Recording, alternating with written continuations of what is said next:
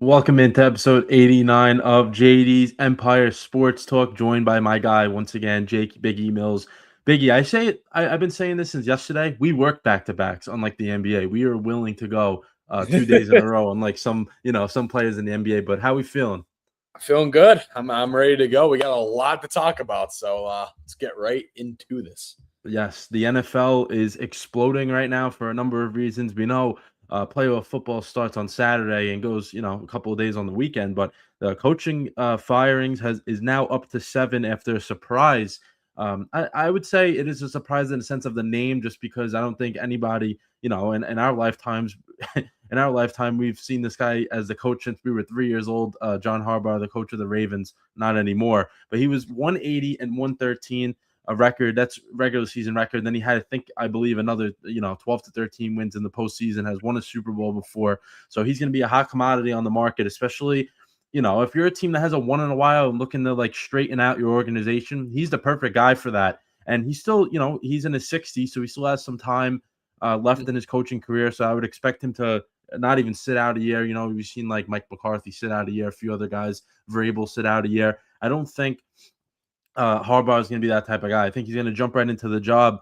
And, we can start with him because it's funny that you look at it right now. There's 7 openings. Take out the Ravens, obviously, because they wouldn't rehire him. So there's 6 openings, and they said there's 7 teams that are interested in Harbaugh, which means there's a team that's out there right now that has a coach and is still requesting to interview him or, inquire about his interest in their team, which shows, I think, that Harbaugh is the type of guy that every team right now, except if you think about the Kansas City Chiefs, those upper echelon teams, there's other teams that have good coaches right now that are like, you know what? I think Harbaugh can be an upgrade for us. We should think about it. So, Biggie, what do you think about this whole situation? Because I know we texted about it before the show. I don't think we 100% agreed on. Maybe they got rid of. To me, I think they got rid of the wrong guy. If you look at the Ravens organization, it's a GM, a head coach, and a quarterback. I think they got rid of the wrong guy. You don't think so? That's why I wanted to have this little back and forth. And if anyone in the comments, agrees with one of us, disagrees with the both of us, maybe they thought they should get rid of the GM. I don't know, anything. But what do you think about this whole situation? Because I'm shocked. I'm still shocked by it. I'm not. I know I could see why people would be, but they needed a culture reset. That's just the plain answer. It wasn't working anymore. You have a guy like Lamar Jackson, who's an MVP caliber player. You have arguably a top 3 running back in the NFL when he could be. This year was a little off, but Derrick Henry. You have Zay Flowers. You got a decent enough defense that has underperformed, right? So I think you look at it that way. I think it's a culture problem. And I think sometimes you need resets. It's not that Harbaugh's a bad coach. He's going to have a job by the end of the month. I said that to you. Yeah. He will. I just think that the Ravens needed a reset. It happens all the time in sports. You know what I mean? It's just not working. And I feel like it was a good move. I feel like that's what should have happened. Ravens fans are happy about it. I know a couple Ravens fans that are ecstatic right now over this. And I think rightfully so. I think they just needed a culture change. I think they need They need a little reset, and I think that was the move to do it. I don't think getting rid of an MVP caliber quarterback and cleaning house with a team like that is the right way to go. I think that would have made things way worse. I totally get that. I just don't like, you look at the available candidates or maybe coaches that could be fired that could go to the Ravens, stuff like that. I just don't know if you're going to be able to find someone that has been as productive, with Baltimore. Like, cause he's been there. I don't know. For me, I'm always going for the guy that's done it already. I know you have to give guys that haven't done it yet a chance. Like, I totally understand that. And Right. that's probably what the Ravens are going to get. They're probably going to get a guy that hasn't done it before, but they see more upside, in the end. That's what I think the Ravens will do because they're probably going to hire a good coach. They're a well-run organization. They know how to do it. They probably will do that. So I'm not going to be shocked when, their next coach 10 years from now, they hire him this offseason, still have him for, 10 to 15 years. Wouldn't be shocked by that. I just don't know, like, he's one of those types of coaches. He's been the Ravens coach since we're 3 years old. Do you think about that? I don't want to time stamp Crazy to think ourselves. about, but yes. But literally our entire life, he has been the guy that's on the sideline for the Ravens, had a ton of success. Now, seeing him go to another team, I don't know. We'll talk about that in a little bit, what we think or who he can go to. But still, it's crazy to me. That's why I was like, wow, I am totally shocked by this. But let's go to the other coaches that were fired. We'll talk about the two that were fired. They're in the air. Brian Callahan, who we mentioned him a while ago. But, I mean, I always say it, them firing Mike Vrabel was the worst thing they could have ever done. It screwed their entire franchise up. I mean, and now look at him in a different organization. It's just that, I never understood that. He was 4-19, fired after he didn't even get through 2 seasons. He will not be a head coach this coming cycle. He probably will be an offensive coordinator, a quarterback coach, something along those lines at some point. Brian Daboll, 20-40-1. He got fired, of course, during this year. I think the problem with Daboll, which I think that we agreed on this, was he knows football. He can coach football. He can't be a leader of an entire team. That he's not good at. Yeah, That's I agree the problem 100%. with him. And for how talented the Giants are, they should not be winning less than 5 games, 4 games. That should not happen. That is embarrassing for the talent they have, especially on the defensive line. How do you only win? They won what, 3 games, 4? They won 4 because they won the 2 in a row at the end. But still not good enough. How are you not at least a 500 team or close to it? That's ridiculous. I'm not saying it was all Daboll's fault, because obviously there's been some issues with other coaches as well. I think the coordinator is a big problem. When your defense, blows like 30-point leads, that's a different problem in itself. But with that talent, they should not be winning only 4 games. And to add on to that point, you could blame him for what he did with the defense because he let go of Wink Martindale, who's one of the best defensive coordinators, around. I'm sure he'll be back in the NFL this year. Oh, yeah. And you let him go last year and you bring in whatever, whatever they had there. That's on him, though. Like, I know maybe you didn't get along with a guy, but you got to put that aside when you're trying to win football games. And he wasn't able to do that. He wasn't able to set aside, maybe he had a problem with someone, didn't address it the right way, and it blew up in his face. He'll probably be an OC as well. I think you see what he did. I don't think he obviously not full credit for what Josh Allen has become, but he definitely was a big part of developing Josh Allen, who was a great athlete out of college, just didn't have, all the mechanics and stuff like that down. And Daboll was big in that. So, there's a team that maybe is up part of the draft that's going to get their quarterback, or they have a young quarterback that needs a little fixing. Daboll might go there and be the guy to, whisper in his ear a little bit and be, a good leader for him in terms of just the quarterback. He cannot lead an entire team. We've seen that. And a good team a good team in that category is maybe the Las Vegas Raiders. Yes, that's what I'm thinking. Fernando. That's what I'm thinking for sure. You got to see.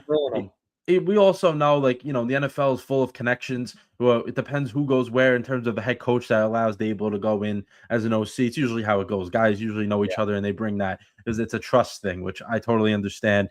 Raheem Morris was fired after 2 years. He went 16-18, so 2 years of third house, dude. Everyone was gone. Yeah. And listen, they should have. That team is very good. They have very good players lit it all. That defense, one of the highest paid defenses in the league, they underperformed. You have Bijan Robinson, Drake London, Kyle Pitts. Those are 3 premier weapons, and you didn't even make the playoffs. And you look at it especially in that division, the Falcons should have made the playoffs. Probably won 10, 11 games, even when Penix went. They were really close at the end. Yeah, they were, and it was because they won 4 in a row. They shouldn't have had to even get to that point. They were eliminated so early. Which, I can understand that. But Raheem Morris, probably another guy that would be a defensive coordinator. Unfortunately, I think he's going to be coming to my team to be the defensive coordinator, which I don't really want, but which I think that's exactly what's going to happen very Oh yeah, soon. yeah, 100%. Kevin Stefanski, he went 45 and 56 in his 6 seasons. I understand why the Browns got rid of him, but I think he's going to be a head coach immediately as Oh, well. easily. I just think besides that first year he had, like the year with, when he had Baker and he had like Baker's first couple of years. Mhm. Besides that, though, they haven't had any real talent to say the least. Yeah, So they have nothing there. didn't have much to work with. So, but yeah, no, he'll definitely be a head coach. Yeah, he won coach of the year, I think twice in the 6 years with the Browns. Yeah. The last 2 years were a complete joke because he didn't have anybody to work with. And that's They have good talent now. I think they have some good offensive players right now. And they obviously, do. They do. Garrett, I I think.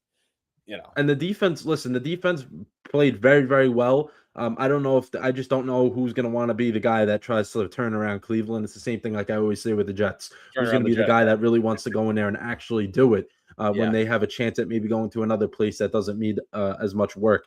Then Pete Carroll fired after 1 year, 3-14 with the Raiders. This was probably expected just because of how bad it went. And if you're going to draft a rookie quarterback, you don't want a 75-year-old guy as your coach. It's not the way to go. As Not the great way as to go. Pete Carroll is, it's just not there. It's just not. Yeah, it's not there, and I wouldn't expect him to be on the sidelines anymore. I'd be probably in a front office role somewhere. He should be. He's a legendary coach, though, regardless. Oh yeah, definitely. I mean, like I wouldn't even say like this, hurt his legacy just because of how good he was in Seattle and college and all that good stuff. Yeah, he was great. Jonathan Gannon fired from the Cardinals. He went 15 and 36. I honestly, he was one of the worst head coaches ever. And the guy, I'm gonna be honest with you, like you talk, we're big football guys. If you try to name all the head coaches, he would probably be the last guy we actually would like think of. Oh like, yeah, maybe for you it's a little different because we came from the Eagles and stuff like that. Yeah, he was a great defensive coordinator. He was. He was. Yeah, not a good head coach. I mean, you won 15 games. That's 5 wins a year. Not what you want. But he'll probably be meetings and stuff, right? Yeah. We haven't been looking at comments, but this one came up, From Practical Jokers. Yeah. Oh man. And then of course, like we said, John Harbaugh. But other potential changes that I would before our show, I was going through the notes and stuff like that. I was just looking at potential teams that have their coach right now, but could move off of them. I did have the Ravens, but obviously I had to change that. Buccaneers. I think that if Harbaugh, he would be a perfect fit for Tampa Bay. Him and Baker, I think they have that same type of mentality. He would be able to put I feel like the Bucs, I don't know if they didn't respect Todd Bowles. I don't know what the case was. It seemed like they're very talented, but they need a culture like shock. And I think Harbaugh going to Tampa could be something. That's what the Bucs. Todd Bowles is not a good head coach. I'm sorry. No, never was. How do you have a collapse like that? He never was. No. I don't want to be mean, but he was given that job because Bruce Arians wanted him to get it when he left. Yep. So it wasn't like he really should have promoted Liam Cohen, man. Tell you what. Now you look at it now. Exactly. You look at it now. Maybe they, because Bowles been there for a little bit. But I think that if the Buccaneers are looking to move off, would not be shocked if Harbaugh sneaks his way into there. I've seen or heard rumors about Green Bay. If they don't have a good postseason coming up, they can perhaps move off of LaFleur. I don't agree with that. I think he's a good coach. I think they just get very unlucky when it matters. They get injured. They have problems when it 100%. Matters. But he's a really good head coach. I don't know why they would even consider that. I love LaFleur. I think he's great. Yeah, really good coach. And then the Buffalo Bills, I would not be shocked if they get rid of McDermott and Harbaugh goes there if they lose this weekend. Only if they lose this weekend. Wouldn't be shocked by that at all, honestly. That's one of those moves. We have another candidate talking about here, Mike Tomlin. That's another one to keep an eye on. See how Monday goes. How about this, EJ? How about Tomlin goes to Baltimore and Harbaugh goes to Pittsburgh? How would that spice up the rivalry? That would be insane. How about that? How would the rivalry? I think EJ, you're a Steelers fan. Would the rivalry increase? I think it would. From an outside look at it, that would be crazy. That would be crazy. And I wouldn't be shocked if either guy goes, you know what? Yeah, I'll go to the other side. Let me coach. And I think it would benefit, honestly, both teams. If you look at it, I think it would. That would be funny, though. That would be very, very, very funny. And then let's rank our openings from most attractive to least. Biggie, let's kick it off with you. So go from right now, there's only 7. Next time we do the show, there could be more just based off of what has happened. But Biggie, kick us off here. Then I'll hop in and then we'll cover some other, coordinators that were fired and some other things before we move on.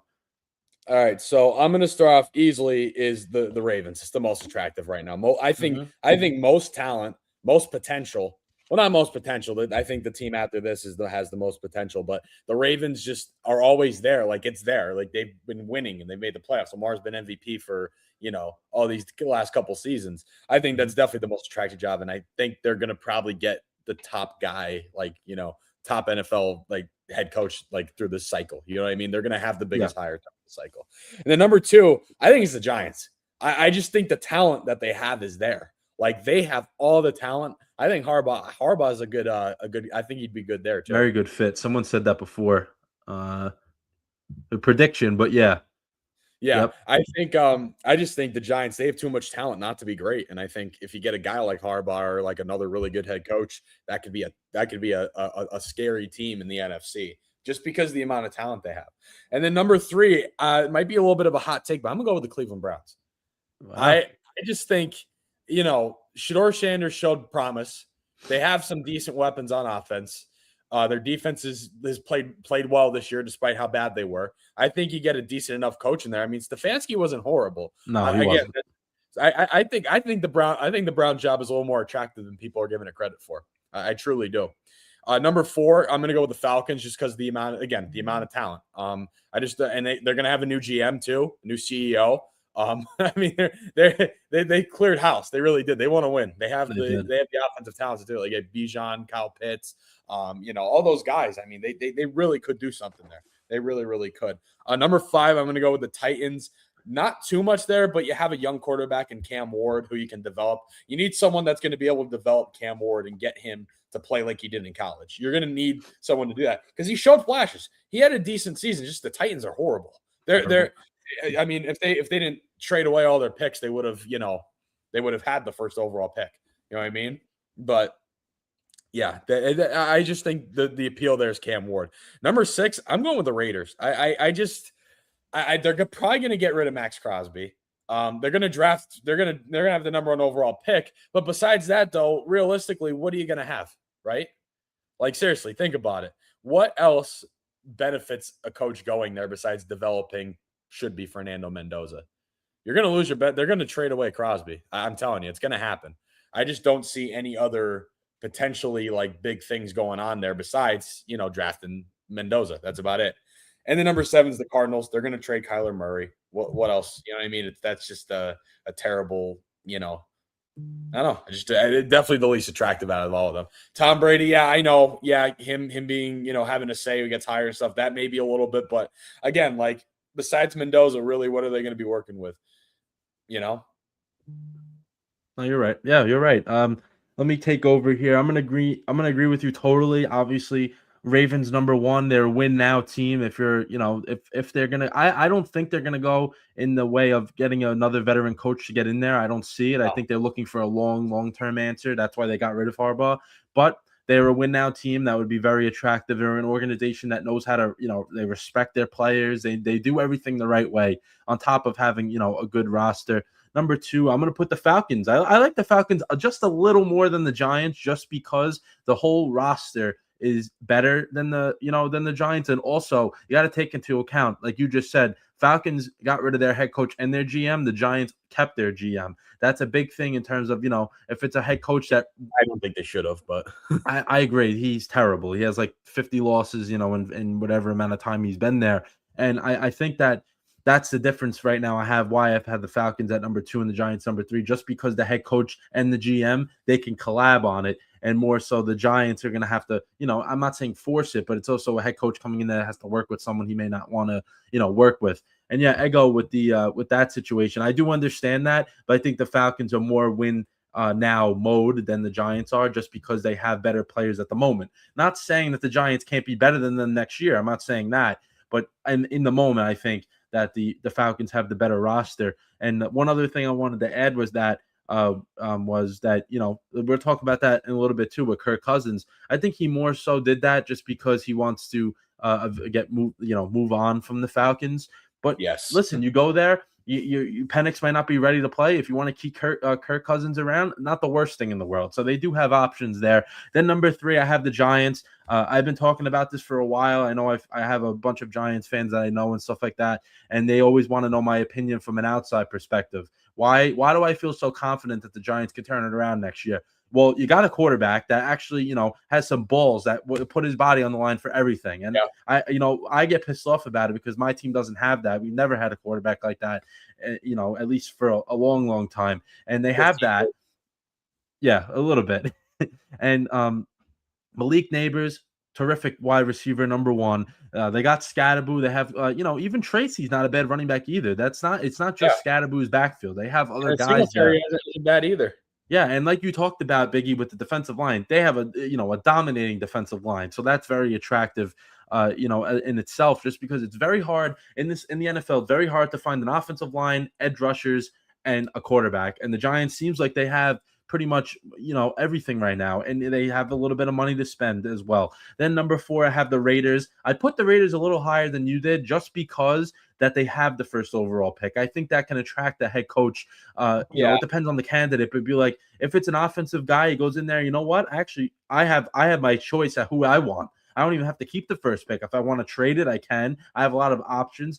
Raiders have like $100 million in cap space, and I know Ego made the joke about Tom Brady, LOL. I wouldn't even say it as a joke. I actually think that Tom Brady being, involved is actually going to help them more than anything. I mean, he's one of the brightest football minds. I hate to admit it, but he's one of the, brightest football minds that we've ever seen. You probably hate to admit it the most. Yeah, exactly. I think he's one of the brightest football minds that I've ever seen. Listening to him do games, just watching him play, I think that him being there is very, very important and more influential in the whole situation. Because I don't think he had anything to do with the Pete Carroll hire. I don't think he would have went that in that route. But I'm hearing that Brian Flores is the guy. Yeah. I personally wouldn't go that way if I'm Vegas, especially you have the first pick. You want to draft a quarterback, and I think that going the young offensive guy would work with them. But I'm not in charge there, so obviously that doesn't matter. Then I'm going to agree with you. 5 for the Titans. Titans don't really have much going for them, but they do have Cam Ward. A guy can look at that and be like, you know what? Look what Vrabel did last year. He said, you know what? I have Drake May. Didn't have a great rookie year, but he showed flashes. And now look what happened with the Patriots. Titans can do the same thing. There's no excuse. I know we'll talk about the Jets in a little bit, but just the Jets, the Titans, the teams that have been bad, for a little bit now. There's no excuse to not be good. You've seen it over the last few years. All these different teams that are sucked the year before, and they become a really good team the year after. So Titans are another team to have an opportunity there. Then with the Browns, I just think that, I have them as number 6 just because they're an organization that always fails. And like I said before, it's very hard for anyone to really go in there and be like, you know what, I want to take on this challenge. I don't think they're going to get, one of those top candidates just because of that. That situation, but they will get someone. I have a feeling they're going to get a defensive coordinator that has been a head coach before. Let's see if anyone can figure that out. I think someone that's actually coached my team before as well. Then number 7, the Arizona Cardinals. I don't know what is attractive about Arizona except maybe the weather there. I don't know. I don't really have much nice things to say about them. And what direction are they going in? They have no cap space. They have a quarterback probably too. Yeah, I was gonna say, do you even want him there? Like, what is the whole situation with that? I don't really know. So Arizona, I don't know. They're number 7. They're not really, nothing to look forward to, I guess, for them. Then some other NFL news. We got Commanders have decided to part ways with Cliff Kingsbury and Joe Witt, so their coordinators are gone. Cliff Kingsbury, I wouldn't be shocked if he's in consideration for a head coaching spot, just because of what he did with Jaden Daniels. The past few seasons, Jaden Daniels has looked really, really good. And, his first year, he played the whole year. This year, unfortunate things have happened to him. And if he doesn't get a head coaching spot, I think Kingsbury would be an OC, very highly paid OC with a young quarterback, wherever that is. I've been trying to think of scenarios off the top of my head of what teams he can go to, but I don't really know yet.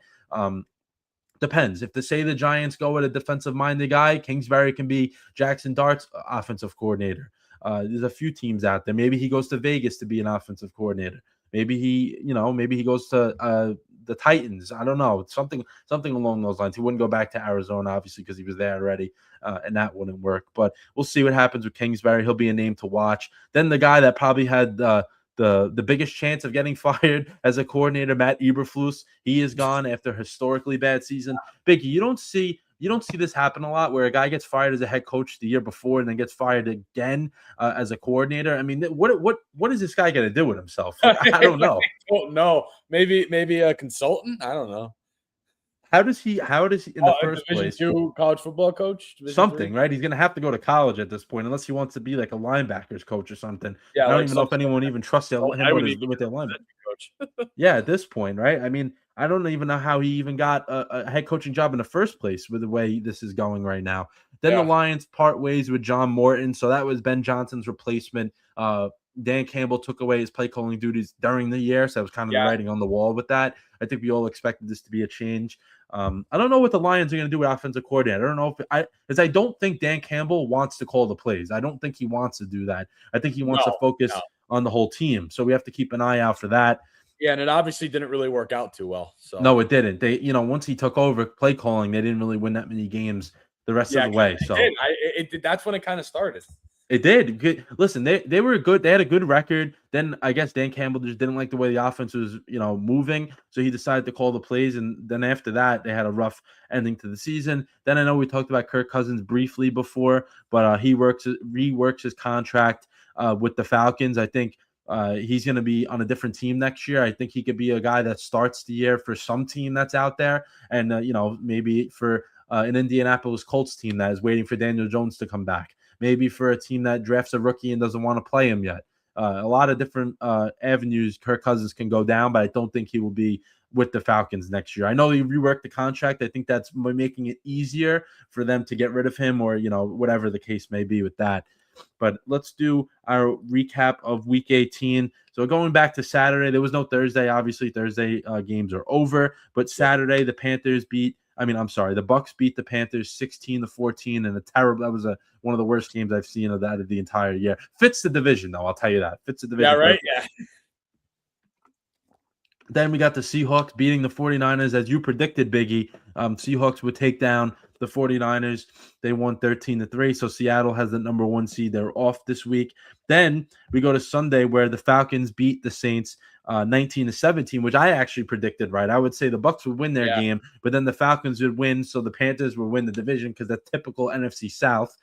So the Falcons win that game 19-17, but it wasn't enough to save Raheem Morris's job. Then the Browns beat the Bengals 20-18. The highlight of that game is that Myles Garrett has set the sack record, which is, really good accomplishment. I believe it was 23 sacks on the year, something crazy like that. So good for him. And that's tough because, when you're on a team that doesn't win and not winning in games, like doesn't have leads, it's very hard to, get sacks and stuff like that. And the fact that he did it on a team that won 5 games, very, very impressive to me.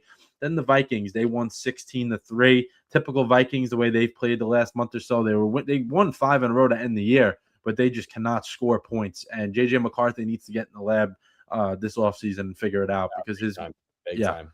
And he needs to figure out a way also to stay on the field. But Biggie, I know I threw this out there a little while ago, but do you think that the Vikings can actually say, you know what? We don't like what we've seen from him. We're going to move on. We're going to go get someone else as our quarterback. Can you see that happening, or do you think he got one more year there? I give him 2 more years. I wouldn't say they're doing that quick. Okay. They're not doing that quick. No. I wouldn't say that. I wouldn't say they're moving on from him that fast. Jesus. That's a little soon, I think. The only reason why it technically was his rookie year. Yeah, because last year he was in, obviously, out for the year. So give him some time. The only reason why I bring that up is because of how good they looked last year with basically the same roster. The only thing they changed out was the quarterback, and they were worse by 5 games. That's the only reason why I was like, maybe, KOC goes, you know what? I'm going to bring in my own, a new quarterback. I wouldn't say my own because he drafted JJ McCarthy, but maybe he just admits it was wrong. Then the Giants beat the Cowboys. What's up? Maybe they go get some veteran and he starts for them, and it allows McCarthy to maybe develop a little bit more because he couldn't really do much when he was hurt.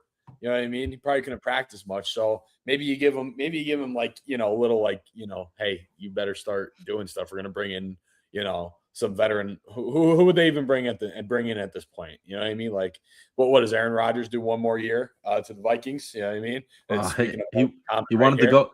As I was about to say it. Marty commented that. That's crazy. He wanted to go there this past year.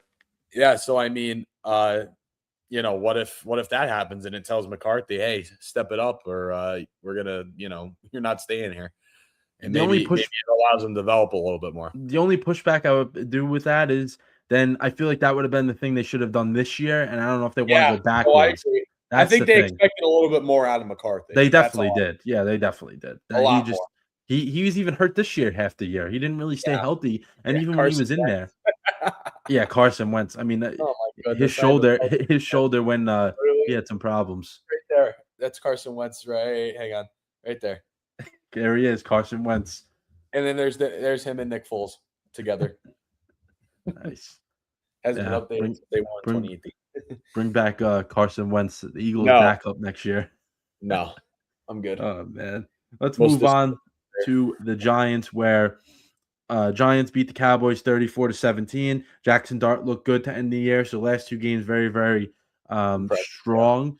And also, listen, for the Giants, I know their fans like, oh, we ruined their draft pick. It does not matter. Stop. You have your quarterback. It doesn't matter where you draft. It does not matter. You have your guy. It really doesn't, because what would they draft? Like, seriously, besides secondary and maybe a few guys up front, what are they drafting? Exactly. They're not going to go get Mendoza. They're not going to go get any of these guys. Like, why would you be? Because I would rather, I would rather have a lower pick because, I would rather want to take, like, as a Giant, if I was a Giants fan, I would probably want to take either some offensive linemen or a guy in the secondary like Caleb Downs, maybe. That's, I think, the best fit for the Giants. Yeah, and who's the top-rated lineman? Isn't it a guy from Miami? I believe so, yeah. Either him or Caleb Downs. I forget his name at the top of my head, but. Yeah, the only thing I guess with the Giants are like, oh, we could have the second pick, we could have traded down, forced teams to give us a ton, but you won a few games to end the year, and they enjoy it without a head coach majority of the year too. So yeah, exactly. Enjoy it and move on. Jaguars beat the Titans 41-7. Trevor Lawrence cooking it up once again as they got ready for the playoffs. Then the Texans, they won 38-30. They benched their starters at halftime. And I was like, oh, what are you doing? Because the Jets have the Colts pick. I was like, oh, what are you doing? The Texans got to win this game. They won anyway. Davis Mills, won that game in the second half. And I wasn't sure why they were doing that, benching their guys, because, they had the 5th seed on the line. And I feel right now you rather play, the 4 seed Steelers, or at the time they didn't know they were going to play, more than the Jaguars, who it's a divisional matchup. That I think the Texans should have wanted to avoided that. And it didn't seem like they really were interested in winning the game or not. Then the Bills won. They of course they won, but they beat the Jets 35-8. Let's add that in there, a nice 8. Lions beat the Bears 19-16. So the Bears still got the 2 seed, because the next game, Eagles, they lost to the Commanders 24-17. So the Eagles had the 2 seed on the line. Didn't seem like they care what seed they were. They just wanted to make the postseason healthy, which I mean, I get it. I guess when you're confident like that, you don't care who you play. Does not matter to them. So Eagles are happy with being the number 3 seed. The Bears they obviously, like I said, they lost, but they still are the number 2 seed. And the Broncos beat the Chargers 19-3. They got the bye. They played their guys all along the whole way, and the Chargers didn't play anybody. Then the Raiders actually got a win to end the year, to end Pete Carroll's tenure there, 14-12. Typical over the Chiefs. Over the Chiefs. The Gotta love it. I said the Chiefs can finally understand what a team looks like when they don't have a quarterback, and that's exactly what they went through the last 3 weeks. So we'll see what happens with Kansas City in the offseason. Then the Rams beat the Cardinals 37-20. So by them winning, they bumped up 1 spot over the 49ers, which makes the Rams the 5 seed, coveted 5 seed, I would say, in the NFC. And then the Patriots beat the Miami Dolphins 38-10. And then the Sunday night matchup, game of the week, game perhaps of the year, top 5 game of the year. Steelers beating the Ravens 26-24. Biggie, this was one of those games. Rodgers turned back the clock, which I was sick to watch it, but I have to admit he turned it back to his COVID Packer days when he won his last MVP with them. He looked terrific. Oh, he looked awesome. That literally looked like an Aaron Rodgers game, that, like, a prime Aaron Rodgers out there. That was amazing. It did, and the fact that he had no one really out there to help him. Supporting cast he didn't really have one anyway. But DK Metcalf, obviously their guy, not there. He had to really put his team. Yeah, Scotty Miller, Calvin Austin, Adam Thielen out of nowhere. Who would even expect? Yeah, right. Yeah, he made a huge play. I remember in the third quarter or so, it was a big play as well. So now they got Metcalf back, and I was thinking about this. I was like, the Steelers, DK Metcalf might have been the most hated man in Pittsburgh if they lost that game, besides Mike Tomlin, because of what Metcalf did. They get suspended 2 games and missed the postseason, but it's all good. Pittsburgh's in the playoffs. They went 10-7. They're all good for now. Let's do the draft order, and then we'll do our wild card weekend. Let me pull up the draft order here. Since I believe is 18 teams that don't make the playoffs, so we can split that up 9. We can read 9 each, and then we'll move on to the wild card. So I'll kick us off here. But the first pick is the Las Vegas Raiders. They went 3-14, but they won a bunch of tiebreakers because of how bad they were. Would assume, they're going to take a quarterback. Don't know who it is, but we'll see. It should be Mendoza. Should be. But I don't know if the Raiders, depends who they bring in as their coach and all that stuff. Then the Jets, my Jets at number 2. So they were 3 before the Giants game, and then they lost and the Giants won. So the Jets moved to number 2. So the Jets don't have to do any trading up, because they're not, Raiders would not trade with them, obviously. So they don't have to worry about trading up to try to, get their quarterback. They're going to have to deal with having the second pick. Then number 3, Arizona, the Cardinals looking for a new coach and have the number 3 pick in the draft. Tennessee at number 4. So all these teams went 3-14. Top 4 teams went 3-14. Then we got number 5, the New York Giants. See what they do. Number 6, Cleveland Browns. So they won a couple of games to end the year as well. Both the Giants and the Browns won 2 in a row to end the year, so they moved down a little bit. Then number 7, the Commanders. They won their last game like we talked about against the Eagles. I think the Commanders are going to go defense just because of how bad they looked this year defensively. Number 8, the Saints, who ended the year pretty well. I know they did lose to the Falcons to end off the season, but they have something to look forward to. I think they have some good players there to, feed off of and try to get better. Then number 9, the Chiefs haven't been probably in this draft slot in probably 15 years, at this point. Crazy to even say Chiefs in the top 10, but that's exactly where they are. Then number 10, number 9, and then Biggie, take over here. I almost did an extra one. Yeah, 10 to 8. Yep, 10 to 18, because then the other teams are in the postseason still. Yeah, so number 10 is the Cincinnati Bengals. Number 11, the Miami Dolphins. Number 12 is the Dallas Cowboys. The Rams are at 13. They got that from Atlanta. Good pick for them. Yeah, good pick for them. The Baltimore Ravens are at number 14. Tampa Bay is at 15. The Jets via the Colts is at 16. The Detroit Lions are at 17. And the Minnesota Vikings are at number 18. Yeah, so the Vikings and the Lions, 2 of the teams that did not make the playoffs but went over 500, which is unfortunate for them. But 9 and 8 years. But that's the NFL draft order. We will talk, obviously, when we get closer and closer to the draft. We will talk about that all the time. But let's do our wild card schedule before we move on to the MLB, NBA, NHL, and college football. So let's do it. Saturday afternoon, first game is the Rams taking on the Panthers. This is a rematch of a few weeks ago. Don't remember the week, but it's not that long ago. Rams did lose to the Panthers already, but I don't expect it to happen again. I think the Rams understand what they have a shot at doing, and beating Carolina is the first thing they have to do to get out of the way. Yeah. But I'm not big into like the spreads and stuff like that. But the fact that the Rams are a 10.5 point favorite on the road in a playoff game is crazy. For a playoff game is absolutely for an away team to be favored by that much. Like what? I'm shocked by it, especially like, I understand where they're coming from. The Rams are a really good team, but the Panthers did beat them already. It wasn't like they didn't. Yeah. They did beat the Rams on the same field, a couple of weeks ago. So I don't really get that, but I do think we don't want to spoil our picks because we're going to pick them later in the show. But I think the Rams have a good chance. And another thing we'll announce later at the end of our show.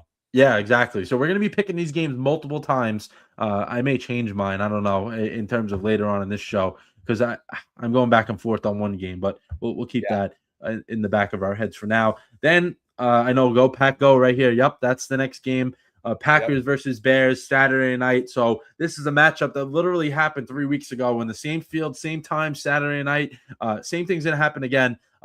Packers versus Bears. They played each other twice because obviously divisional opponent. Both matchups very close. Jordan Love got hurt in the last one. I think the Packers would have won that game if he was still there.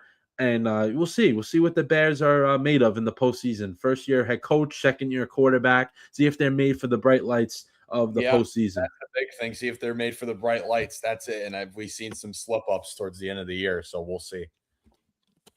And it seems like with the with the Bears, they've been more of a second half team.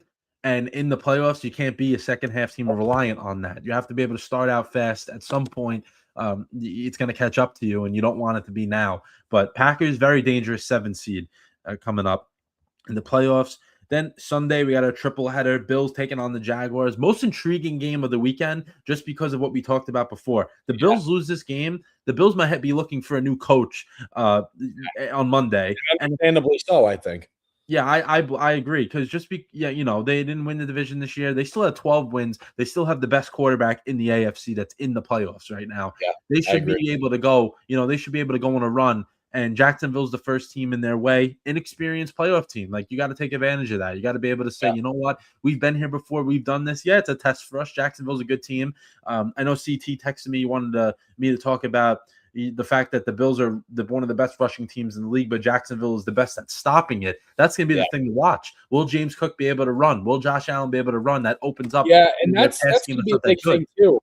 I feel like the Bills are going to, the Jaguars are going to kind of sell out to not really stop Josh Allen, to stop James Cook, I think. Cook, to make Josh Allen throw to his receivers. I think we see a defensive shift towards stopping the run, especially like you said, the Jags are one of the best, run stopping defenses. teams.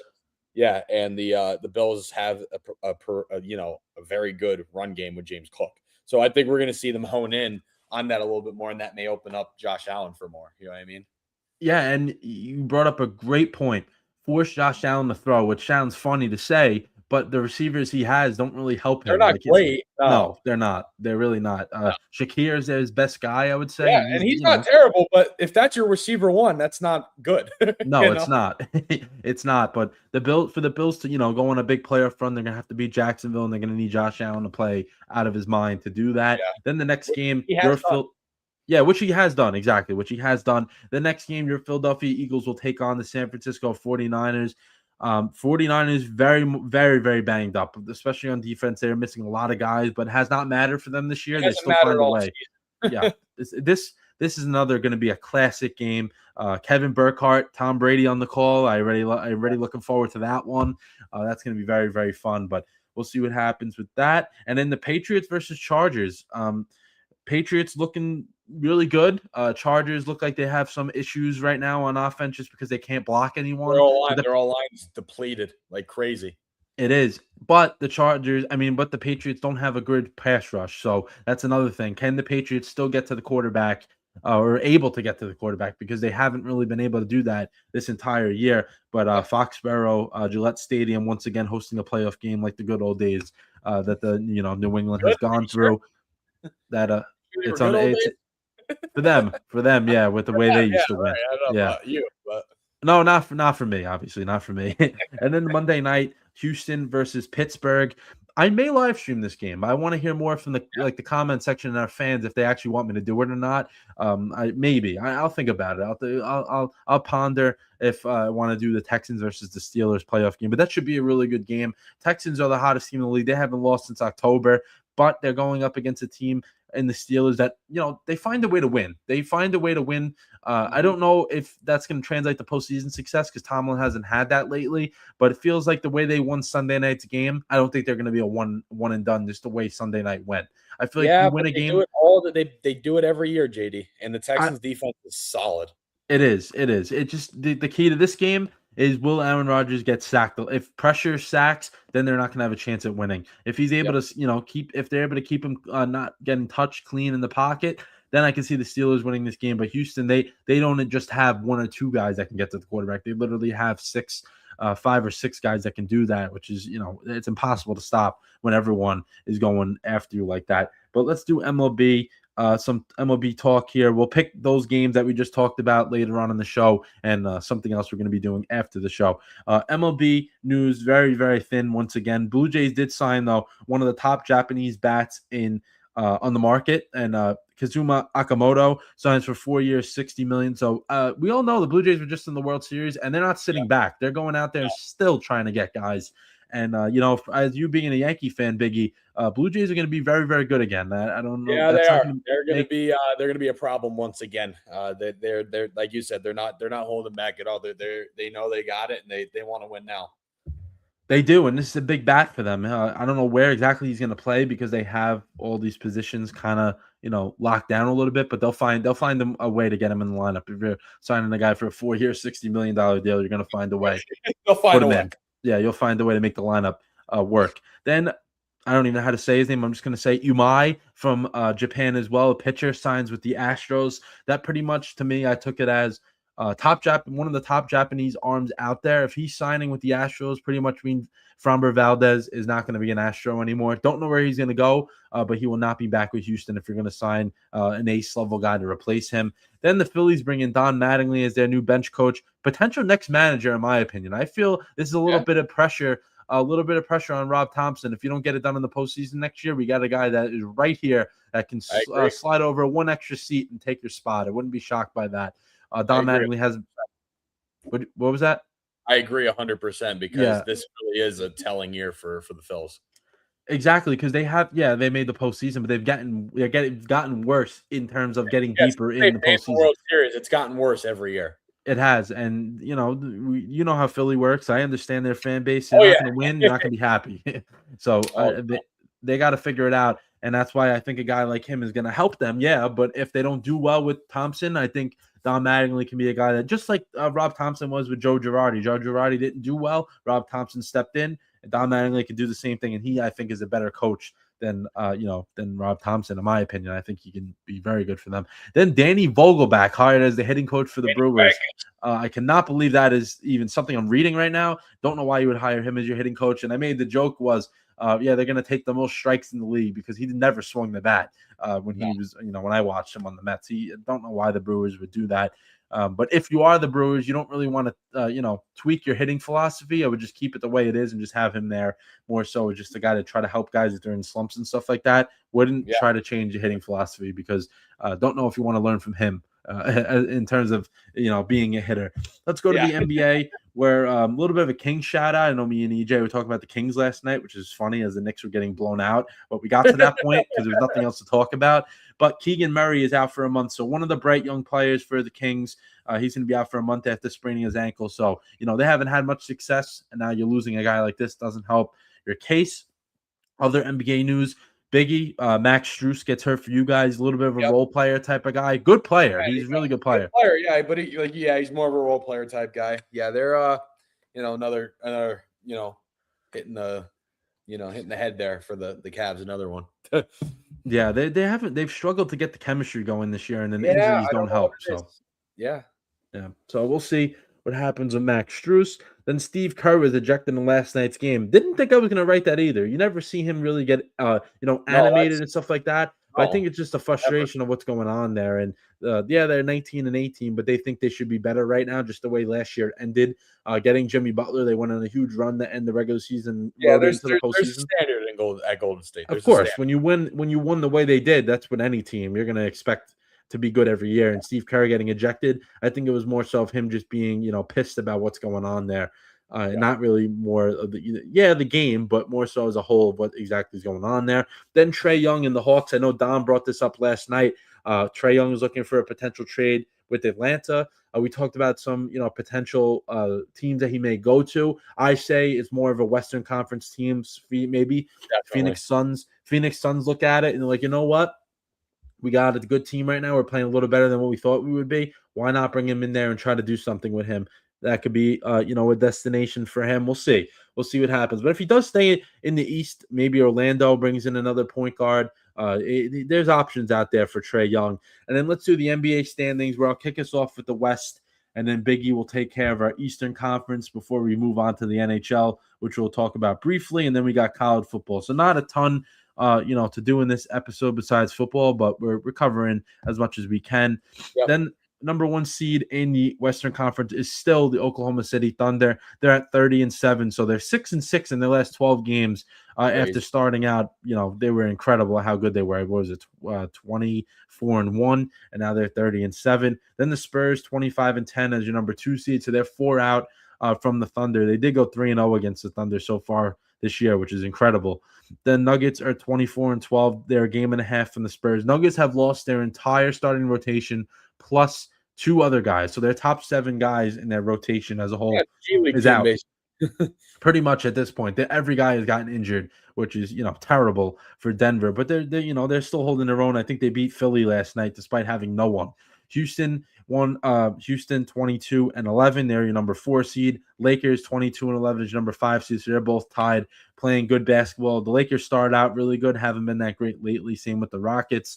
Then the Timberwolves at 23-13. So Timberwolves playing good ball as well. I think the top 3 teams are a tier above.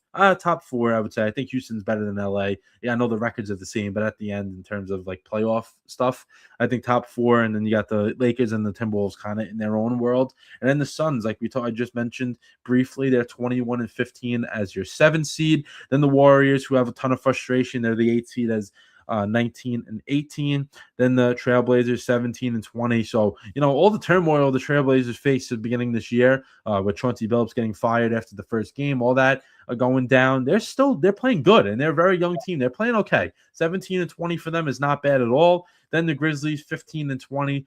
That's your 10 seed to round out the play-in, and then the teams on the outside, Clippers 13-22. They sent home Chris Paul about 2 weeks ago or so, and now they're 7-3 in their last 10 games. So maybe that was the move. They, what, we don't want you here anymore. Kind of lit a spark under the Clippers, and they're playing good lately.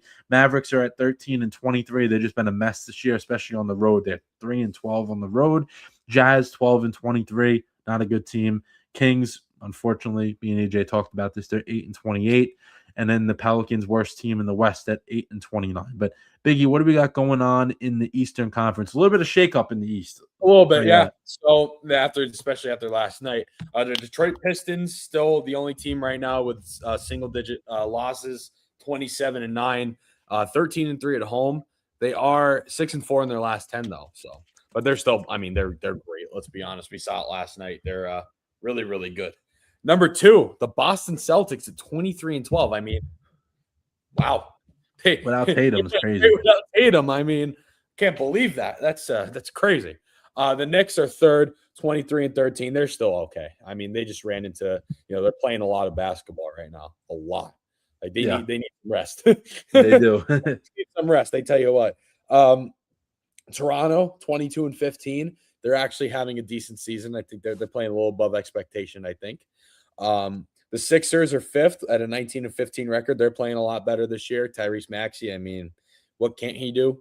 The Orlando Magic, 20-16. They're another team. I remember you talking before the season, like they're a team that could be potentially a dark horse, and they're playing pretty decent basketball right now. They are 5-5 in their last 10, but still to be in that top 6 there is pretty good. Pretty good. Number 7 is the Miami Heat. That's another team that's playing pretty well right now. Should kind of not really expected to do too much, but they are right now. And then below them is the team that's the exact opposite here, the Cleveland Cavaliers. Oh my God. Injuries have just hurt us a little bit. They are just 20-17 still, but something's not clicking this year. I don't know what it is, as we just said. The Bulls, after their hot start, they're 17-19.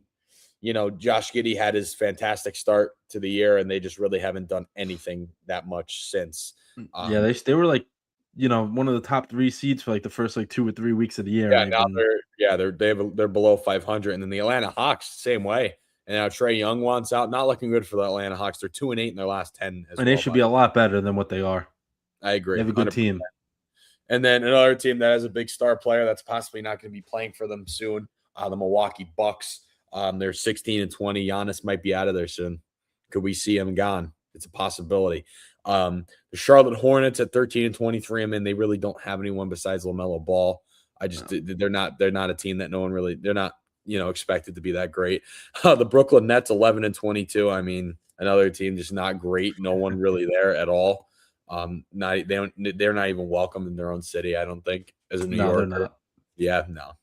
Should have stayed in Jersey. And then the Washington Wizards 9-25. They're just abysmal. This is bad every year. It's every year. It's bad crazy. Organization, really is. And then the biggest shock: the Indiana Pacers 6-30. Yeah. And they're beating the 12 in a row too. Yeah, and they're beating the Cavs right now. By the way, 63-50, 60. Oh, it's 67-65 now. 69-65. The Cavs got to win that game because that's a bad loss. Oh, yeah. Really bad loss. Yeah. Yeah, that's not good. Yeah, Pacers lost 12 in a row. I know you talked about the Knicks a little bit. I'll save that for how you doing, but I have a little bit to talk about with the Knicks after some news that came out today, which adds a little bit more of reason why I'm disliking a certain player. So I'll save that for when we get to that. But let's go to the NHL where we'll just talk about two brief moves, actually, that things that have happened to one my team and one Biggie's team. So I'll let him talk about that. But let's do the first part where Igor Shesterkin suffered a leg injury last night, has been placed on IR immediately, literally right after the game. So that's not a Yeah. good. That's not good for the Rangers, who are already struggling this year, and now losing their starting goaltender, who they paid a lot of money to, is not a good look. So hopefully he can recover. Hopefully it's not that long, because I know in hockey the IR stints are not as long as they are in football and stuff like that. So Right. I have a little bit more hope, but hopefully he's okay because they need him. And then the other news, Biggie, I want you to take this one away. But what do you think about the Flyers, man? They're locking up another good player that's having a good year for Yeah. them. What do we think about that? You Yeah. I know mean, more than me, obviously, on that. Yeah, Dvorak's good. I mean, he's playing well. People aren't happy that we signed him to that big of a deal. Was I it don't see 5 years, right? 5-year a deal. 5-year deal. They're not happy about it. I disagree. I think we have two guys that are long term with us. That's being Owen Tippett and then now Dvorak. So I think it's a solid core. You lock up those guys and you keep developing guys like Zegras, Michkov, Cates, Bobby Brink. You keep developing the younger guys on that team. They're going to be pretty solid, I think. And then obviously you have Dan Vladar, who's playing, okay now. He started off the year really good. He's kind of fallen off a little bit.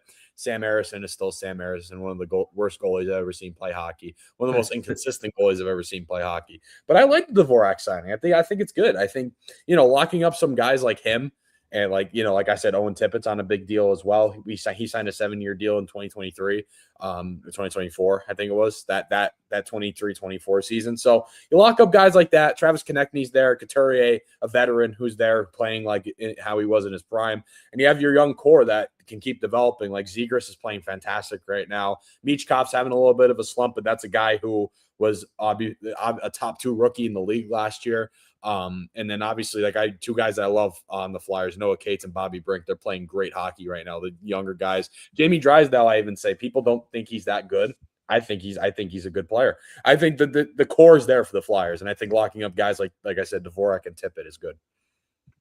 And I remember in the beginning of the year, I was like, yeah, it seems like they're going in the right direction. They They just are. continue to do things the right way, which is great. I love That's what when we need guys to get do things the right way. That's what it has to exactly. And now you get it out of the way. This guy's playing well. You want to reward him for it. You don't have to worry about it. It's already done. right. 5-year deal, Exactly. and you're all good. That's That's the what I like. when guys do well, it's always an uncertainty of are we going to keep him or is he going to go elsewhere? You know what I mean? Yeah. Now you don't have to worry about it. Well, we have to worry about it, right? Yeah, Danny Briere did Exactly. a great job at the GM position. I was gonna say now that's what good organizations do. They get ahead of it and they make sure they keep their guys there. Let's do the Yeah. NHL standings quick before we move on to college football. I'll kick us off with the Western Conference, where the Avalanche are leading the Central Division because, of course, they are. They're 31-3-7. It's incredible how good they are. Have yet to lose a game in regulation at home. So they're 17-0-2 at home. I am not a big guy into the differentials, but they're plus 72 already. Plus 72 in differential this year, which is that's not even real. Like I don't even know how that's a stat at this point, but they got 69 points to lead that division. Then we got the Dallas Stars 25-9-8 with 58 points. So they're second place, tied with the Wild, who are 25-11-8, but 58 points as well. Then it's the big drop off that we were talking about. So, I mean, the Avalanche have created separation from first to second, but now from third to fourth is the Utah Mammoth, who are 500 team, 20-3, but they have 43 points, so they're way behind. Yeah. Nashville 19-18-4 with 42 points. The Blues are 17-18, also with 8 overtime losses, so they got 42 points. Then the Blackhawks are 17-18-7 with 41 points, so one less game played and one less overtime loss. And then Winnipeg is at 15-21-4 with 34 points. Winnipeg having a abysmal year so far. Yeah, But I agree. I can't believe that this division is like this. It's incredible how far What? apart these teams are. It's crazy. It is crazy. And like the Avalanche, they actually might end the year with less than 10 regulation losses, which I don't know if that's ever happened in hockey. I'm not quite sure if it has or not, but they're halfway through the season. They only have 3 regulation losses, which is insane.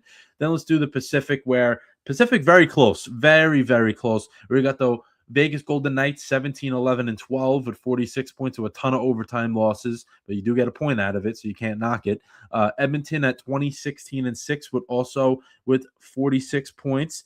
Kraken 19, 14, and 7 with 45 points. So those top three are right there. Then we got the Kings who are 18, 14, and 9 with 45 points. Anaheim Ducks 21, 18, and 3 with 45 points. So from first to fifth place are separated by 1 point. So that division is wide open. And then San Jose, who is in sixth place at 20, 18, and 3 with 43 points. So they're right there as well. And then the Calgary Flames 18, 20, and 4 with 40 points. So not that far behind. Yeah, they and picked then it up. yeah, they can. They're they win a couple of games, and you're right in the middle of that too. And then Vancouver 16, 20, and 5 at 37 points. But think about it, they're only 9 out of first place, so they're really not that far back. Yeah. But I just wanted to give the two teams in the wild card right now, Anaheim and the Kings are 45 points in the wild card in the West. So NHL is very, very much wide open. And right now, Anaheim, the first wild card at 45 points, and Calgary is the eighth team that's out right now, and they're at 40 points. So they're right there. And the East is a little bit better, but it's very close as well. But Biggie, you wanna give a little bit of what's going on in the East, especially our division. We own the Metro. That's our division. Yeah. So we're gonna start off in the Atlantic though, just because that's first. The Detroit Red Wings, Little Caesars Arena is really a winning hub right now. I tell you what, 25-15, 54 points on the year. The Red Wings are playing great hockey right now, and I don't think many people expected them to be this good right now. Tampa Bay's just behind them, 25-13.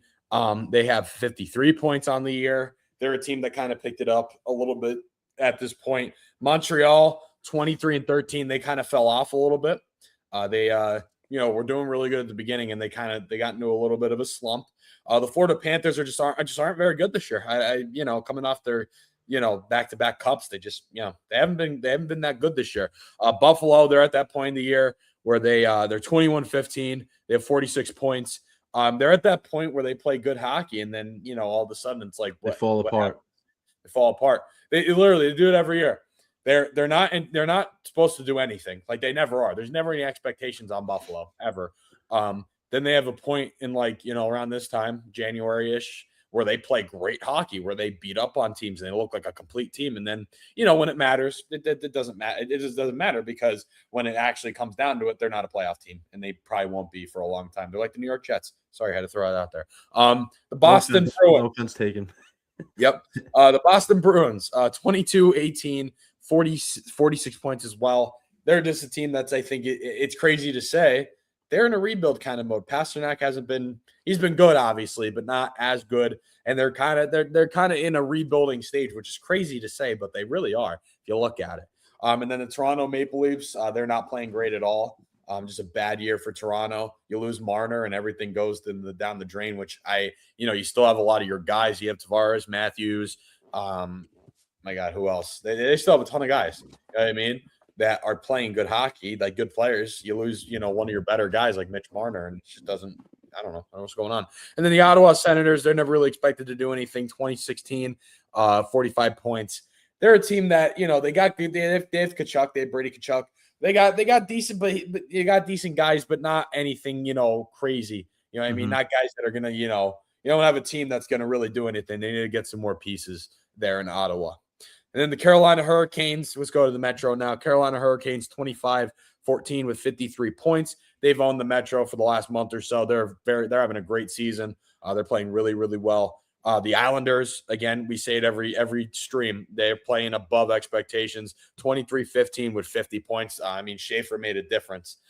Huge Big difference.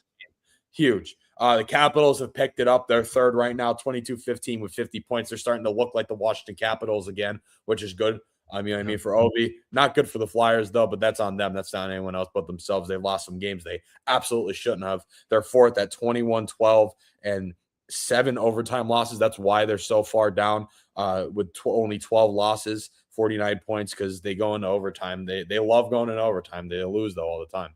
They do have the games in hand, though. They have the less, so that's a good thing. It's a good thing. It could help us, but we need to start winning some of those too. Pittsburgh Penguins, injuries have been their issue. kind of fallen off a cliff a little bit. They're getting back, but again, it's the injuries. It's the injuries that has been killing Pittsburgh. And that also hurts my favorite local AHL team, the Wilkes-Barre Grant Penguins, because then they take all our good guys because they're not good. That happens all the Yeah, time. that's not. It's And then counterintuitive.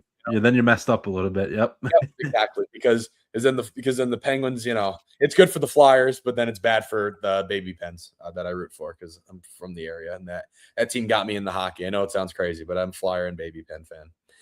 The Devils fall off the face of the earth, 22-18, 46 points. Don't know what happened to them. It happens all the time, though. You know what I mean? The Devils do this a lot. This is common for the New Jersey Devils, and it's crazy because they're really good. Shouldn't happen, but it has. And then the Rangers, it's a mess this year. It's actually, I'm surprised it's worse than last year. Last year they just weren't playing up to expectation. This year it's injuries, it's just bad play. Again, it's the expectations on top of injury, on top of other factors too. Last year was just not playing the expectation. This year it's more. There's more deeper problems. And then the Columbus Blue Jackets, 18-16, 43 points. It's not, out of all these teams in the Metro right now, I think it's crazy to say this because of how good they're playing. The Islanders and the Blue Jackets have the least amount of, I don't want to say talent, but they kind of do if you look at it. But the Islanders are just playing fantastic right now. Columbus just doesn't really have, guys that can get it done right now. I don't think that's their issue. And it's crazy to say because the Rangers have a talented roster. The Devils have a talented roster. The Penguins do. Crazy to say it's the Islanders and the Blue Jackets, I think, have the least. It's crazy. I can't believe I'm saying that, but it is. It's crazy. It's the Islanders are playing above expectations right now. Yeah, and the one thing that you were reading through all the records, every team in the Eastern Conference has a winning record, which is crazy. Which this late in the year, I was like, man, every team has a winning record in the East, which is crazy. Obviously, it doesn't mean you're going to make the playoffs, but at least they have a chance. And while you were doing that, I was like, I'm going to look at, it is because I was going to say I wanted to look at the wild card, and the Flyers are the first wild card with 49 points. Columbus is the worst team in the Eastern Conference, and they have 43 points. So it's only 6 points, between the first wild card and the last team in the Eastern Conference. So, you never know. You go on a run for a couple of weeks, you can see yourself up in the postseason spot, which is, in terms of the Rangers, how bad they've played. They're still only 3 points out of, playoff positioning, which they if they can actually turn it around, hopefully, Shesterkin's not out for a while. They have to get some guys healthy. Adam Fox is hurt and stuff like that. But listen, you get healthy, you start playing on and going a little bit of a run, you can actually go out there and do something because the Eastern Conference is so open this year, more than ever, I think, and just the entire NHL. Because the usual teams, they're playing okay, but they're not playing as good as they normally do, which is crazy to say halfway through the year, and there's no one that's really dominating besides the Avalanche, who look like they should win the entire thing. Let's go to college football, then we'll hit how you doing and our pick 'em to end it. But Ole Miss is, as expected, some of their assistant coaches will be leaving when the playoff is over. But I was kind of shocked by that they're actually working for both right now, trying to help LSU obviously get ready with Lane Kiffin, but they're also coming back to Ole Miss. I thought after the first game they were going to be like, you know what, we're not going to try to finish this. We're just going to leave, and whoever coaches you got for Ole Miss for the rest of the year, just going to have to do it with them. But I respect it. They know that they're going to be moving on to another job in a short amount of time. Depends how long this Ole Miss run can go on for. But I do give them credit for doing both. They're not leaving this job because they want to go jump on their new one. And they're not afraid that maybe their spot will be taken away. If their spot does get given away by Lane Kiffin because they're not focused on just LSU right now, then they'll be like, you know what? Well, I'm trying to win a national championship. So I respect that a lot out of their coaching staff. I like that. Especially Charlie Weiss being the OC is kind of the name they always bring up. Charlie Weiss is a great offensive coordinator, and he's doing both right now. So props to him for that. I respect that. Other NHL, other college news, we got Kawan Lacey, so stud running back at Ole Miss. I know CT loves him. He talked about him last night for a little bit. He's back with Ole Miss next year. So it's funny. I love how college sports works now, where you have to hope and pray that every good player you have signs his new contract for next year, which is just the NIL getting adjusted, which is crazy the way college is working right now. But you have to hope, fingers crossed for every guy that is good on your team that you hope they keep around, but he's staying with Ole Miss. Then Peter Woods from Clemson, top-rated defensive tackle in the NFL draft from a lot of different guys right now. He's declaring, so he's definitely going in the draft. He'll be top 10, top 15 pick. And then the bowl update. Let's do our bowl update and then the CFP recap. I know people may be saying, "Oh, why aren't you giving us updates on the transfer portal?" When the transfer portal closes, then we'll talk about it because there's so many guys right now that are just leaving schools left and right that's hard to keep up with. Once the portal closes, which should be soon, end of January, beginning of February, then we'll go and we'll dive into what top schools got certain guys. We'll go through that when we get to it. But right now, it's just too much because guys are even committing somewhere and then committing somewhere else the next day after already transferring, which is, I couldn't believe that. When I saw it, Notre Dame's backup quarterback transferred from Notre Dame, committed to Nebraska, then flipped the next day to go to Kentucky, which I don't know how that happens after a day, but it is what it is. But yeah, we'll talk about the transfer portal later on in a couple of weeks. Bowl update though, going back to last Tuesday. So like I said, every week when we had the bowl games going on, we were going to update from whatever game happened after our show up until now. So last Tuesday, we had Louisiana Tech beating Coastal Carolina 23-14. Illinois beating Tennessee 30-18. So I believe that game was actually going on when our show was going on. That good win for Illinois. Then TCU beat USC. I was watching that game. That was crazy. TCU let that guy score. TCU let that guy score easily. I mean, USC let that guy score easily at the end of the game. I was like, oh my God, make a tackle. No one can make a tackle. And TCU won that one. Then Iowa beat Vandy. That was New Year's Eve. Big win for Iowa beating an SEC team. Even if Vandy doesn't have their full squad, still good win for a Big Ten program. Diego Pavia. He's going in the draft now. Duke beats Arizona State 42-39. Texas beats Michigan 41-27. Listen, I know we talked about Arch, how he wasn't playing well and stuff like that, but the back half of the year he developed a lot, and I think next year is going to be his coming out party. I think he plays out great next year, goes to the draft in 2027, and I think he's going to set himself up into being a good draft pick. He played really. I was impressed with the way he played the last half of the year. Very, very impressed by Yeah, we all knew he can run the ball and stuff like that, but the way he's been throwing and just being confident in it, I like that. I like to see that from Arch. And we gave him a ton of heat. I remember every week we're like, yeah, he's playing against whoever it is, and he looks terrible. Well, I mean, everyone wants to be honest. I mean, Biggie, in the beginning of the year, after they played Ohio State, they played like terrible teams for like 5 weeks straight, and he didn't do well. They won the games, but he didn't do well. And we're like, yeah, what is going on with him? And it's all about the reps. That's what it's about. You got to get more playing time and be confident. And if you're not confident, it's never going to work. That's the thing. And it seems like an example, Kyle McCord from Ohio State to Syracuse. That's all you needed, a coach to believe in him. Yeah, exactly. You need a coach to believe in you, and you need to believe in yourself. And it seems like Arch has an example of that. 100%. It seems like Arch has started to believe in that he can be, a really good player. And I think next year with Texas, he's going to play well for them, and he's going to set himself up perfectly for his draft slot.